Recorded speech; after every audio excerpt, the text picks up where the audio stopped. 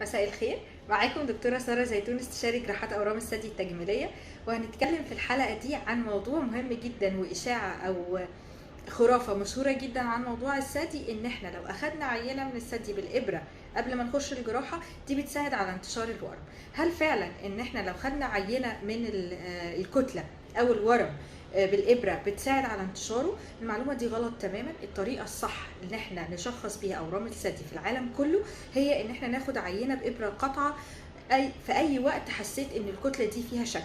حتى لو ورم حميد وكبير لازم هاخد منه عينة بإبرة قطعة.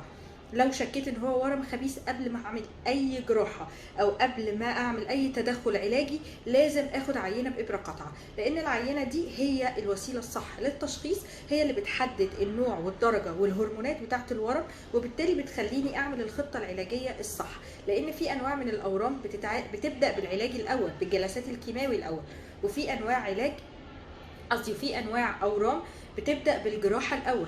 فانا عشان اعرف انهي الحاله ديت هتبدا بالعلاج او هتبدا بالجراحه يبقى لازم اعمل العينه الاول. حتى الاورام الحميده لو فيها انواع كبيره او اورام كبيره معديه ال 4 سم لازم اخد منها عينه الاول عشان تعرفني ايه الطريقه اللي هشيل بيها الورم، لان مش كل الاورام الحميده بتتشال بنفس الطريقه.